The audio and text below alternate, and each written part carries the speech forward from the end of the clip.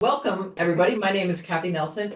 I'm the CEO and manager of the Photo Managers, and every month for quite some time now, I invite a different professional photo manager to join me, and I ask the same 5 questions. So you can go back and listen to lots of different photo managers share their journey of business on our YouTube channel, which we now have put them. We used to keep them kind of gated, I guess. We didn't use YouTube. We've grown up. We have a very active YouTube channel, adding a lot of things on YouTube so that you can go back and watch things in evergreen content, we call it, at any time that you want.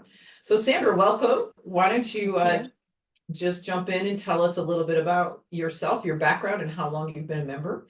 And okay. All right. Well, thanks for having me, Cathi. So my background is I've been a member since 2013, I believe, which is kind of in the early days of of the organization. My background is really, growing up, I always loved photos, taking pictures, making albums, that kind of thing. So that was always a hobby of mine. When I went to college, I majored in psychology. I got a master's in counseling. And I always kind of gravitated towards what I call, the helping professions, where I was helping people with something where I'm making a positive impact. And I've always really liked that. I was actually looking at my mug today, and it actually says Sandra, and it says helper right there. So I don't know if that's actually the meaning of Sandra, but I'm going with it. So I worked as a college career counselor for a decade. And while I was doing that, I actually also supported my hobby of making albums and stuff by being a consultant with a scrapbooking company, which you're very familiar with. And I did that for a long time. I did that for 12 years, and I started it more as a way to feed my hobby, but ended up growing it as a business because I really liked helping people with their photos. And that was really focused on making albums and getting organized, but it was mostly helping people make albums. And then everything kind of shifted for me. My life shifted. I started having children. I started kind of easing out of my professional career counseling job so I could stay home with the kids. And then there was also the boom in digital photography, and that sort of changed everything, as you know. And I found that the people that I was working with were really just getting too overwhelmed to do anything fun with their photos. And so I kind of was already toying with the idea of, okay, I think I want to shift and do something else, really help people get organized. And then I heard about your organization that you started, and that was a huge thing for me because it kind of gave me the support system that I needed to launch my own thing. And I kind of switched gears from offering assistance and a product to offering assistance and a service. And that's kind of how I landed where I am. I started my business, Infinity Photo Solutions, in 2013. And that's where I've been for 11 years. Yeah, you've been, and I love Sandra's background because I think all that you could see her home office and all the client projects that she's got that are up there. So yeah, and it's evolved in the beginning.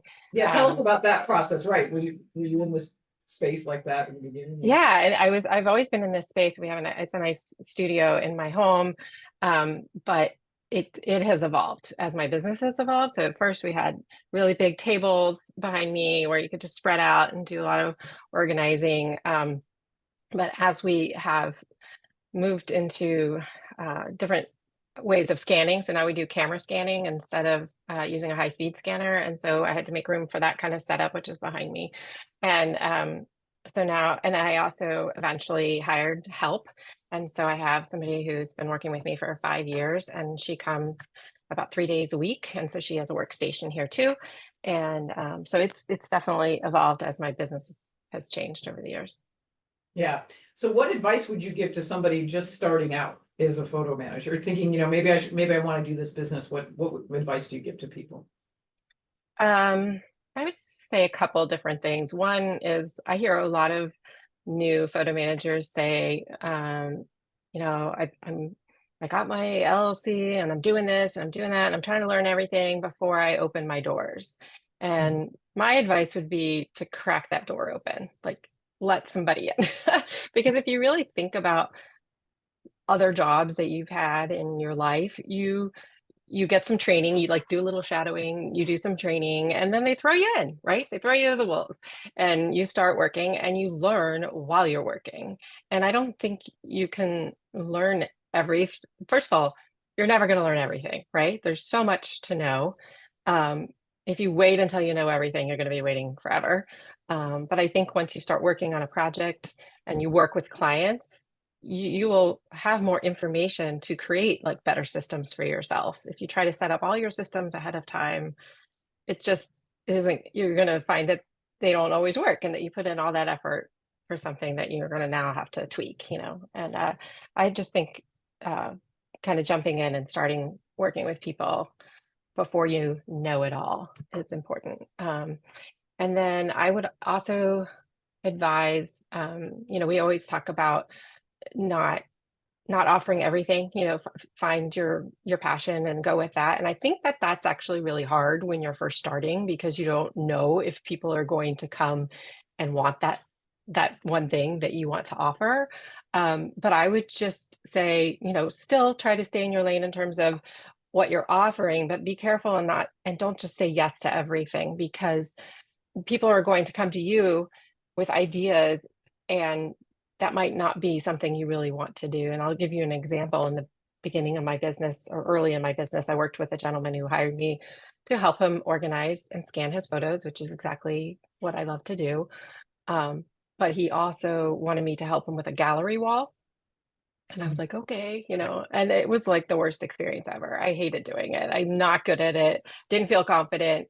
And so I learned quickly, like, okay, I need to find somebody out there in the world who loves doing gallery walls, so that when somebody asks me for that, because it is kind of a related thing to what we do, and so now I have somebody in my back pocket that I can call and say, oh, I have a client for you wants a gallery wall. So so learning to know what it is you want to offer and kind of stick with that. Yeah. What you're comfortable with. I love your advice about, just crack open that door, because I sit here too a lot. We see a lot of people, and because as over the years, when you first started, there was limited training. I think we did like monthly phone calls. We didn't even have like an Yeah. training, right? You got on like 1-800 conference call, I think, in those days. Probably. Yeah, I know some of the people who've been around a lot will be like, wow, can you imagine if we had all these resources when we first started, because of what, it's grown so much. Yeah, and a lot of the resources that the photo managers provide has come from people like Sandra, the experience of all of them. But at the same time, it almost can keep you from opening that door and taking that first client, because I always joke, the first person who hired me, I didn't know. Well, one of the first jobs was to make a video montage, and I remember saying to her, "I've never done that, but I could go figure that out if you don't mind." And she was like, "Fine, you go figure it out," and I did. So the idea that if I had thought, oh, I needed to know how to do that perfectly, I wouldn't have ever been in business. Right. Yeah. Yeah, no, I agree. So, well, just tell people, when you describe your business, what have you discovered over the years that you're most passionate about? What is the work that you focus mostly on? So I think, what we're most passionate about and what we really like focusing is on our large, sometimes multi-generational collections. Our clientele tend to be people who are retiring, moving, downsizing, or the kids of those people, right? So we do work with a wide range of age people, but it's usually people who need to take that collection and get it under control, because either they're moving and downsizing, or they're just realizing, if I don't do this, it's never going to get done. I want to do this for my family. So kind of legacy collections, I think, are our specialty. We also do digital photo organizing, and we do photo albums and slideshows, but they usually end up being like an extension of what we've already done for them. So that's kind of our bread and butter. And I like that you say we, because you're including your person that works for you. Did you ever, when you first started, did you ever think you'd have somebody working for you 3 days a week? No, I didn't. But it got to the point. So that's the thing, I work from home. I really like working from home. I don't have a goal of moving out of my home or having a brick and mortar. That's not ever been the goal. I like the flexibility. WH. Oops. Oh, okay. Got it. I like the flexibility. You know, in the middle of the day, I can get up and go take my dog for a walk or, you know, whatever, and handle the other things. But, and I lost my track of thought now. Oh, the focus, what you, Oh, the fact but that hiring, you hiring say a somebody. Yeah. week, yeah, the week. Yeah. So, but as I got busier and busier, you know, I needed more, I needed help.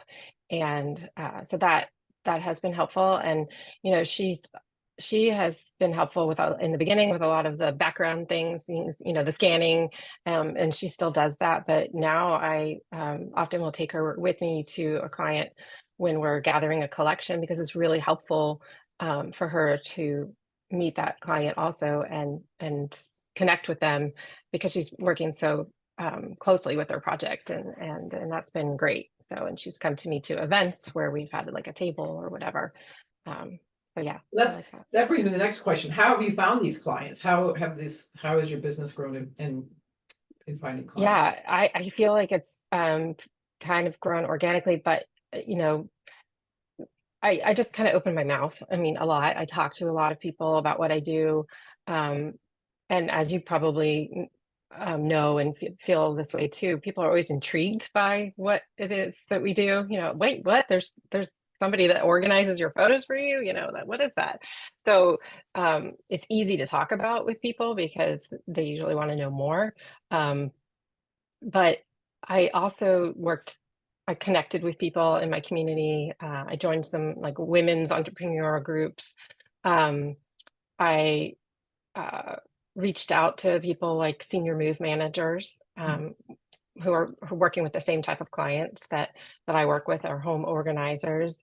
Um, and I also, and, you know, I said this on another call that we did once, that one of the first, clients I got was from getting my business cards printed at a local, shop, which I did really purposely, instead of going to, you know, moo.com or wherever to get my business cards. I was like, well, let me go support a local business, and it's another way to meet people. And he put my business cards out, and so had somebody come in and take my business card, and that's how she found me. So, you know, and also like the story of my lice lady. You know, this goes back to opening your mouth.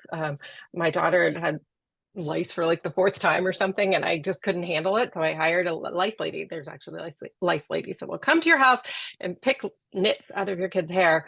And, so I did that, and we were chatting because we had like 2 hours to chat while she was, doing her work. And she found out what I do, and she hired me to make, an album for her, kid's upcoming wedding, like a guest book. So I always think that's funny. I paid her to pick nits, and she paid me to make an album, you know. You get paid for what you're good at, right? Yeah, absolutely. Yeah. Yeah. And it was interesting. Yes, you said yesterday you had a new client from California, right? So are your clients mostly local, or do you work with people in multiple locations? We do both. You know, obviously COVID changed so much, you know, we can work remotely pretty easily. And, but a lot of our clients that we're doing physical photo organizing are local. The client I was on a call with yesterday and doing some training, um, she definitely has physical photos that she's working with. And so, you know, she's going to do some things on her own first, and then she may be shipping me, some items to work on, or I may connect her with somebody who's more local to her. So if she doesn't, you know, if she feels more comfortable with that, which I would totally understand. Right. So now this question. Now, so people, if you have questions, go ahead and put them in the chat. We'll have plenty of time to answer your questions at the end. And so tell us, I think it's really important to ask two questions. What do you love most about your job? And then the second one is, what frustrates you most? Because all jobs have a mixture of both. So what do you love most about what you do, Sandra? Oh my gosh, there's so many things I love about what I do. I mean, I've kind of mentioned a couple. One is like the freedom of owning my own business and being at, you know, working from home. Um, that's huge.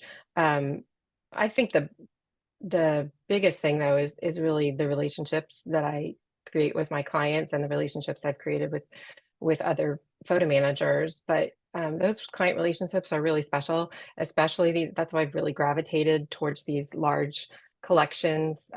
You know, my business model is more, I generally have about 18 to 30 clients a year. And I like that. I don't want 100 clients. Like I want, meatier projects and less of, smaller amount of people and meatier projects. And we do small projects too, but that's really our focus. And when you're doing these large projects that can span sometimes months and sometimes years, depending on what kind of work they are looking for, you really get to know your clients, right? I mean, you learn their stories, and you're helping them. Sometimes pictures can be uh, hard to go through, right? Like can bring up heartbreaking memories as well as happy memories. And but it's that, I just had a client say to me recently that, and this really struck me. She said, when I started this process of working with you to organize my photos, I was doing it for my kids. I was doing it for my grandkids. I wanted to leave a legacy. She said, but I never expected the benefit that came from it, which was that it allowed me to look back at my life and see where I've been. And I just feel so lucky. Like I've had such a great life. And that was like so powerful to me, and that I'm making that kind of difference. I'm helping for people to look back and look at their life and celebrate it. Right.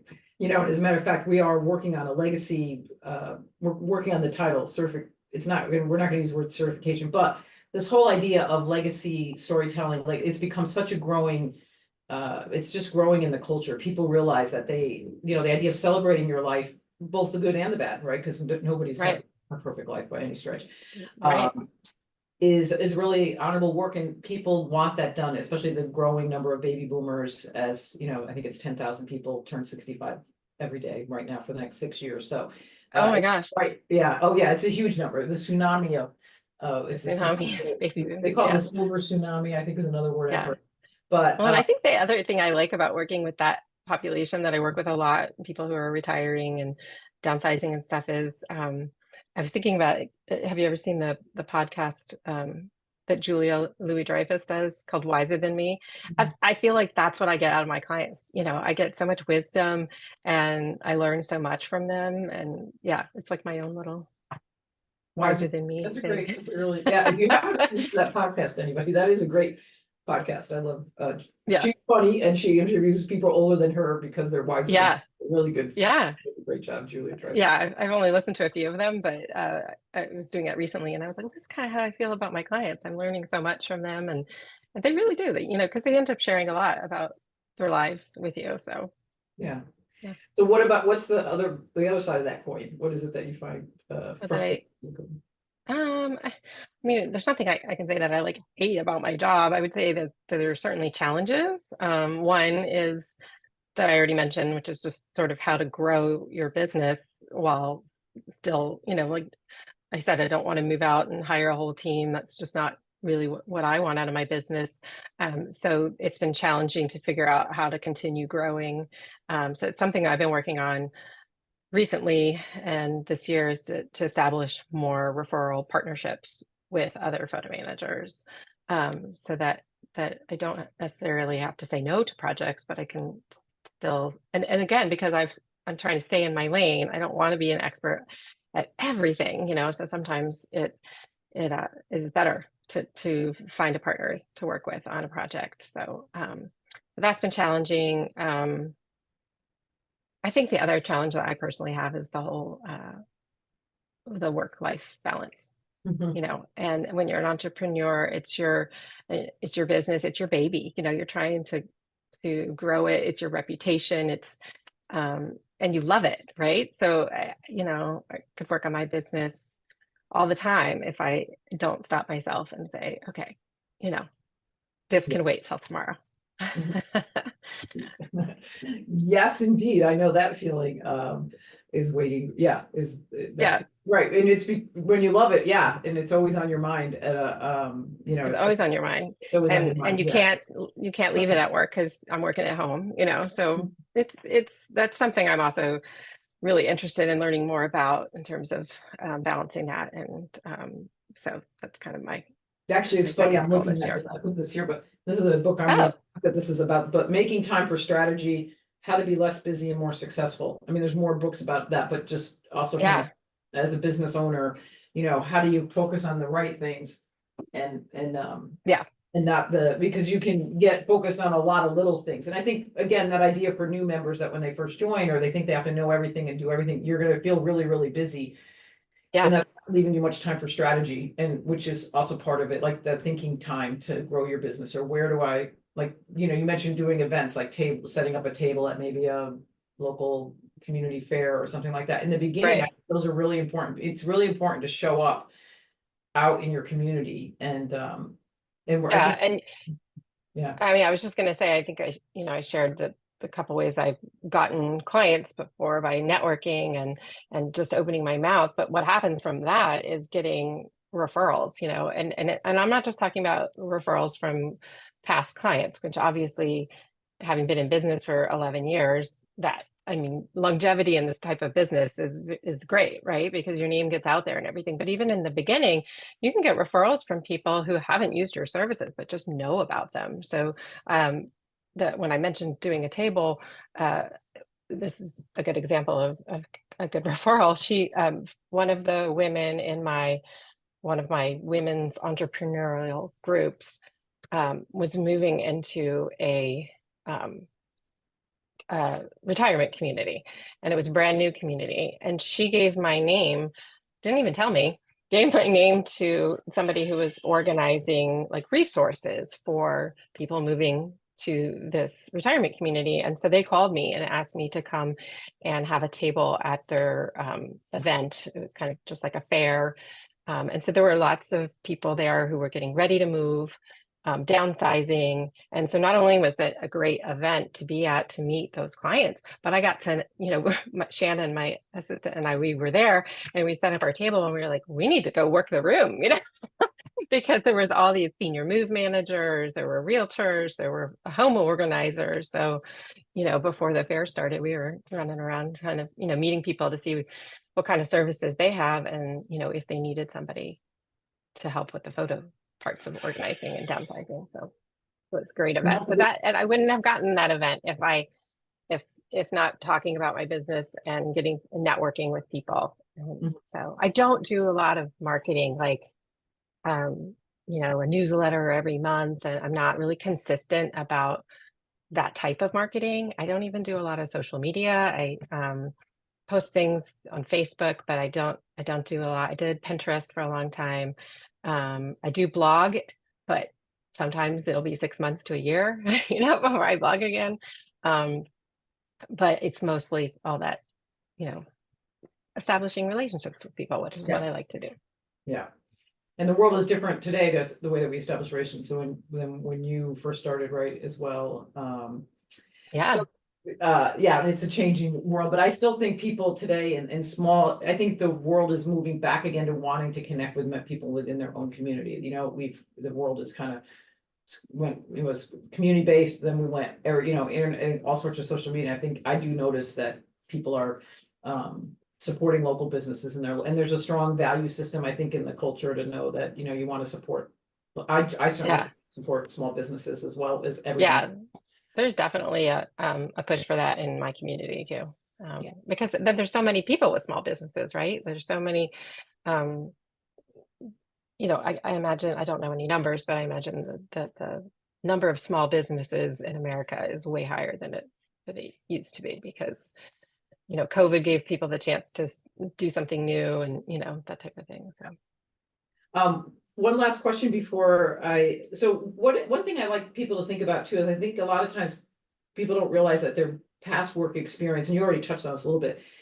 Over the years, I've noticed that anything that you did before you did something like this is going to probably bring a skill that you don't even recognize that you have. Is there a skill that you think, I didn't know you did 10 years of college, working with Counseling, yeah. College counseling students or anything, but did any of those skills from your past career you feel like have helped you be successful in this career? For sure.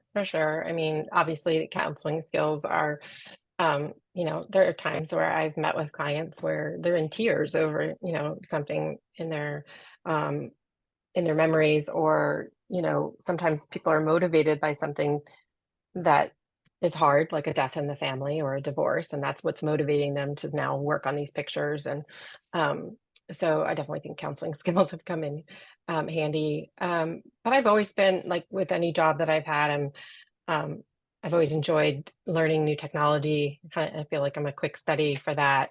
Um, and uh, yeah, it's always, like I said, I've always been in these like people oriented, helping oriented kinds of jobs. So I feel like it was Let's touch on definitely a that good just for fit. 1 minute to the technology piece, because one thing, it is, the technology is changing rapidly. New technology is constantly being, we certainly are on the cutting edge of what's new with technology, at the photo managers. And how have you managed all those changes and things? It's interesting. I like the fact you said that you're not afraid of technology, you're willing No, to embrace. definitely willing to learn. And this is, I think when you're first starting off as a photo manager, and probably any, small business that you start or business that you start, sometimes it can feel like you're drinking from a fire hose, right? There's just so much coming at you. And it can feel like, oh, I need to learn this. Oh, wait, there's this new shiny thing over here. And I need to learn that because maybe that'll be the best thing for my clients. And maybe, and that can really, you can go down a rabbit hole, right? And spend all your time trying to learn all these different things. And I think you really have to sit back and I'm so grateful for our organization that gives us, exposure to all these different things. But you really need to stop and think like, oh, does this help? Is this going to help my client? Is this going to be, and I also knowing that there's not one true solution for everybody, right? If there was, we wouldn't have a job, like everybody would just be doing that one solution, right? So I think it's important to not chase all the different squirrels, Yeah. um, and kind of, and so I've really gotten into a groove. I have things that I find work really well with my clients. And so I don't feel guilty anymore when I don't jump on a bandwagon and go, okay, I'm going to go to, get all excited about this. But it is nice to know and be aware of all of what's out there and pick the things that I really want to learn and dive deep. Because I used to dive deep on everything, and that took a lot of time and mental energy. Yeah. All right, my last question, and again, people go ahead and put any questions you have for Sandra in the chat, but how has membership to the photo managers, how has that helped? You've been a great member. Sandra leads our regional group. She created a course that all new members go through about how to organize your client's printed photo collection. So Sandra's been a great supporter of the photo managers for. Yeah. Well, I'm so grateful for it. I mean, how has it not helped me? I feel like there's so many aspects to it. Number one, it gave me the confidence I needed to get to open my business, to start a business. The camaraderie is amazing. The colleagues that I have that, other photo managers, it's such a positive environment. People are willing to share information. It doesn't feel like a competitive environment, which I appreciate. Awesome education. I've learned a lot through all the webinars and the other people who have, specialties. We have people who, worked for Apple. We have, uh, just people who've been doing photo organizing before the rest of us even knew, before your organization existed, Right. there were actually people doing it, right? And so we've learned a lot from them. And just it's been a lot of my best friends now are fellow photo managers. So I really, it's fun to find people who geek out about the same, all things photo, just like you, right? Yep. So yes, it's been very beneficial. Yeah, I love it. So thank you. Yeah. All right. Well, thank you. Isabel, do we have any questions that have come in yet from folks over here? We do. The first one is, in what ways have your new client onboarding questions evolved as you've become more experienced? Good question. So I guess I'm like onboarding, meaning like when I first. Yeah, the questions that you ask during your onboarding process, how's that evolved or changed with experience? I mean, just that's good. Interesting question. So when I'm first I don't know exactly if they're talking, and so I'll speak to both, whether they're talking about when I'm talking to somebody as like a prospective client, that conversation, versus when I'm actually, they've signed up to work with me and I'm onboarding them. So I would say both have evolved and gotten more and more simple. I tend to be I'll use more words than are needed, both in my speech and in my writing. So I feel like over time I kind of tightened those things up.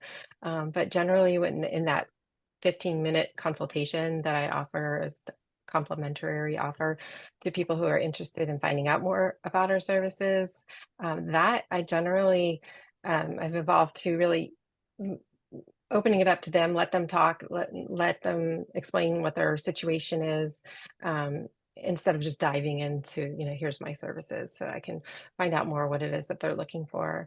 The onboarding process has become a lot more simple over time. About 3 years into my business, I got signed up with a CRM, a client relationship manager. So I personally use 17 hats for that. And that has made my onboarding process so much smoother, because it's just repetition, right? It's the same thing. It's ready to send out to a contract and all the other information that I need.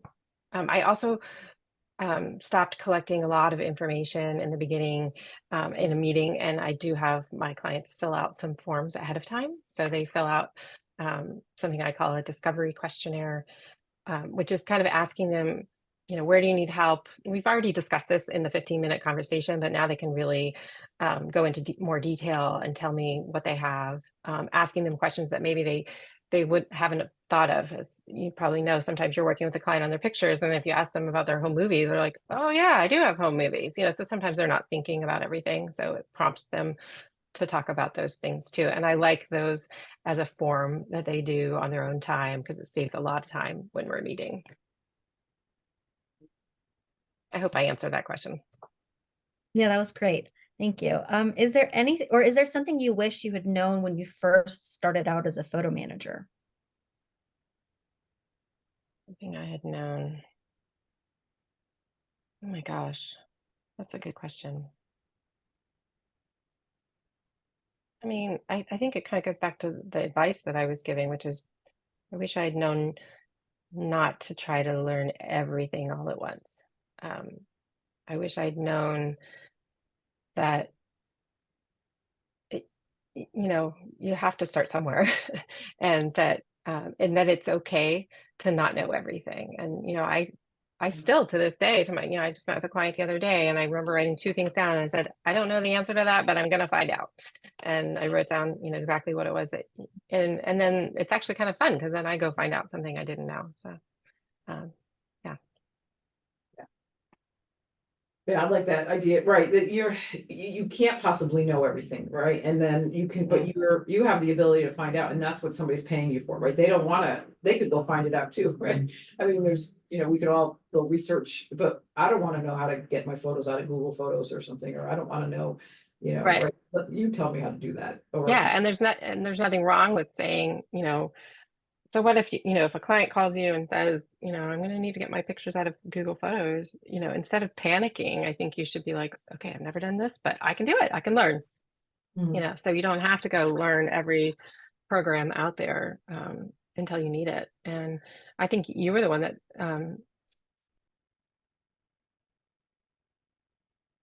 I don't charge for my learning curve, right? I mean, and I think that's important to, going back to the prop the door open and let somebody in concept.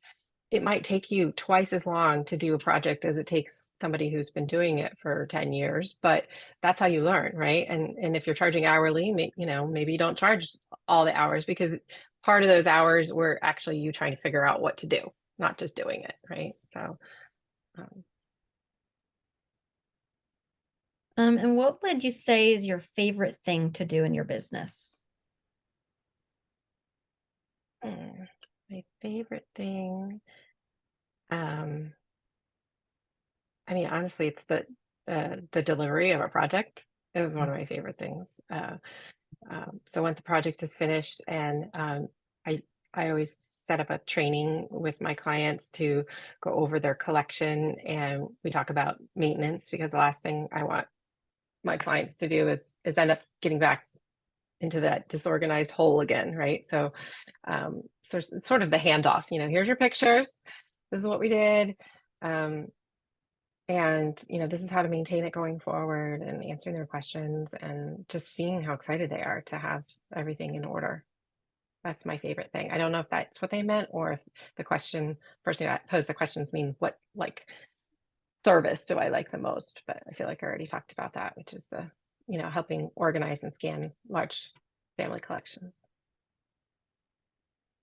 Yeah, I've always been interested or intrigued by the fact, ever since I was introduced to the photo managers and everything that our members do, is it's the one profession where you sort of want or appreciate when your clients are crying at the end of the project.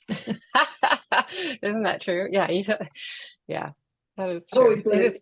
It's the one thing I've never, in all the years I did it, but I'm sure most of our photo managers, that you've never had a client say, after you handed back everything all organized, oh shoot, I can't believe, I wish I really didn't want, this really wasn't worth it. I mean, that's Right. right? Because the magic is having your everything at your fingertips available to you in a way that you didn't know you could, right? So Yeah, agreed. And there's a question about scanning. So when you scan photos, do you scan all the photos you receive from a client, or do you choose the best and store the remainder? That's a good question. That is something that we sit down with the client at that first meeting. We call it a discovery meeting, and we go over all of their preferences. So, we'll take a look at the pictures. Let's say they have a whole, lots and lots of bins of pictures. We'll get a sense of what the collection is, look at some of the albums, talk about, okay, do you want your pictures taken out of the albums? Do you want them back in? Do you want, give them options and give them advice, because sometimes they don't always know what the best thing to do is, right? But then ultimately we like to be able to curate the collection. So many of our clients will trust us to pick the best photos for scanning. We usually encourage them to allow us, trust us to at least at a minimum pull out the, the duds, right? The ones that it's like a picture of the floor, it's really fuzzy. We talk to them to make sure, we want them to trust us. And so we explain things like, we don't get rid of, all scenery or whatever, but if there's like an excessive amount of scenery, is that something that you would like us to trim? And usually people are agreeable to that, because you realize that a lot of the pictures are just scenes, right? So, and it's usually the people that are most important. That being said, there are some clients that, don't do any culling themselves and don't really want us to do culling and just do straight scanning. So we usually can at least get people to agree to get rid of those kind of dud pictures, and also duplicates.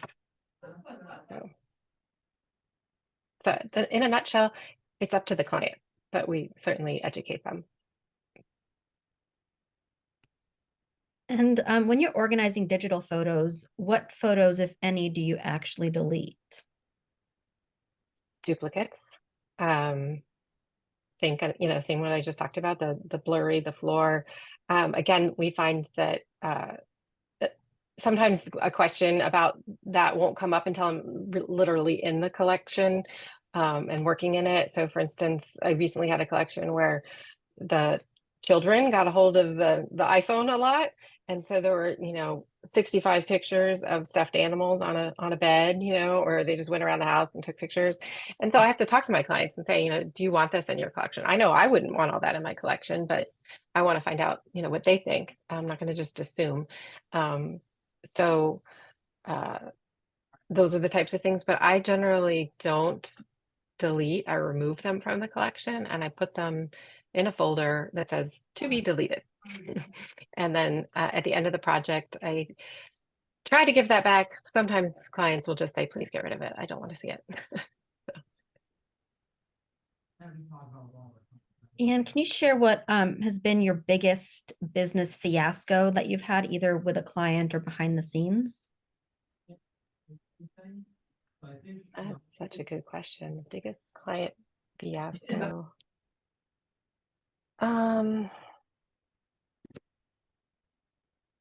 I mean, thankfully, I've never lost anything, like, or, um, damaged anything. Honestly, the first thing that popped into my mind when you asked that question wasn't a fiasco, but it was a difficult client situation. Um, and it was somebody that was referred to me by their daughter to convert all their home movies. And I explained my rates and how we work, and he was really um, belligerent, really rude to me and saying, oh, can we, we need to negotiate this cost. And I was the last person anybody had ever tried to negotiate. And I mean, that's the other thing, we haven't really talked about this much, Cathi, in this hour, but um, you know, sticking to your, rates and not, my feeling is if you don't want to hire me to do this work, that's okay. You can, definitely check around or whatever. But I remember him saying to me, everything is negotiable. And I said, no, it's not, And but I say this like I was super confident at the time. I felt really like, oh my gosh, this person is, I should bend over and, like uh, give them a better rate or whatever. And um, instead I like took a breath and, kind of stood firm and said, no, this isn't negotiable. This is the way our business works. If it's not what you want, then we don't have to work together for this, and it was really nerve-wracking. He ultimately hired me because I think after I said that, I actually think he kind of respected it. And he was like, oh, no, I want to work with you. That's interesting. That's a funny story. Yeah. Yeah, it's a good learning experience, and I've had clients who, they'll people will sometimes be like, well, can I do it this way? I usually charge upfront for a first session, which is like a 4-hour block of time. And she wanted to pay it, once a month for the next couple of months until we met. And I said, okay. And we did that, but it was so annoying because I had to like keep sending out an invoice every month. And then she wasn't even, really paying that one. And I was like, no, this isn't the way I wanted to work. Like I get to dictate how I work, and I think that that's easy to forget because you're trying to please the client, but you can still please them, but have your own set of, rules and guidelines for your business. And that sort of segues into the next question, which is, do you outsource all the non-photo parts of your business, like invoicing, payment, business financials, or do you set aside time to manage that as well?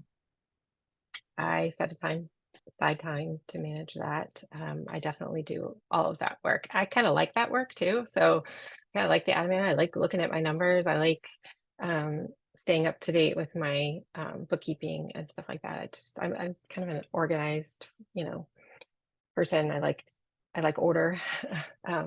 So I do enjoy doing that. So I do that part of my business, and I do the bookkeeping, and then I don't actually do the taxes.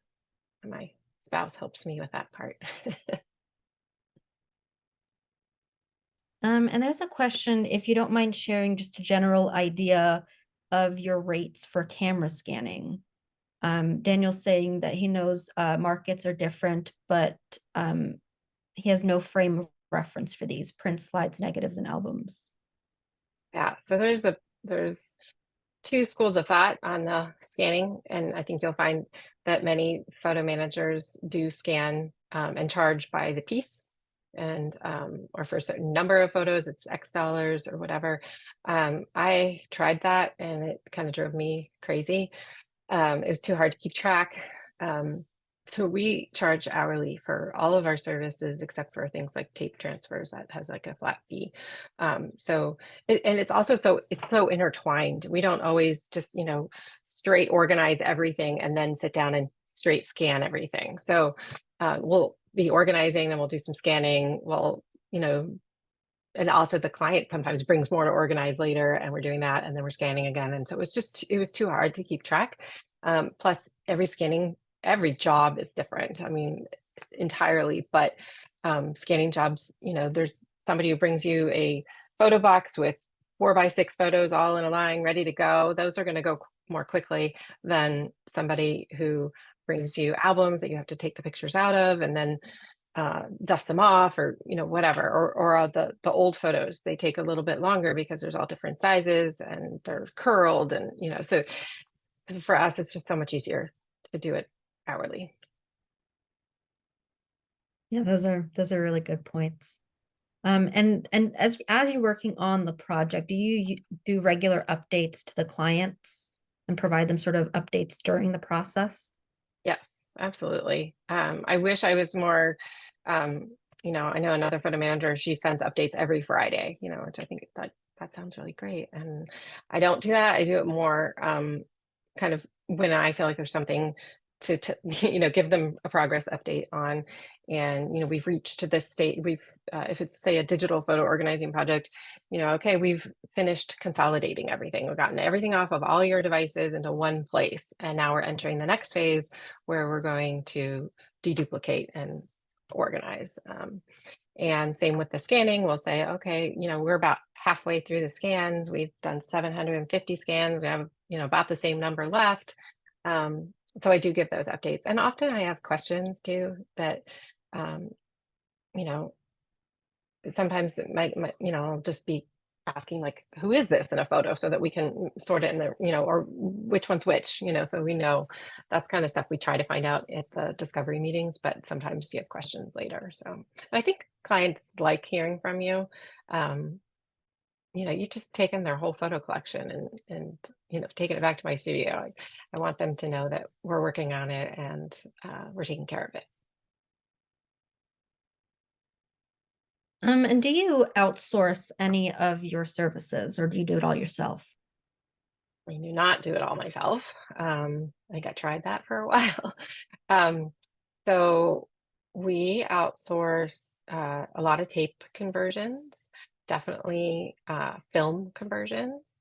That, and it takes time to find the people that you trust to do these things. So I have a couple of different vendors that help, but mostly I use one that's local to me, and they live actually near my parents. So it's pretty easy to get to them. And they invested in, $10,000 of equipment to do film reel, to convert film reel. But I can't compete with that. Like, and I don't really want to do that either. So, so I definitely outsource that. And as I mentioned earlier, I'm starting to outsource other things too. So we used to do some tapes here and only outsource others. Now I'm outsourcing almost all tapes, just to free up my time for the organizing.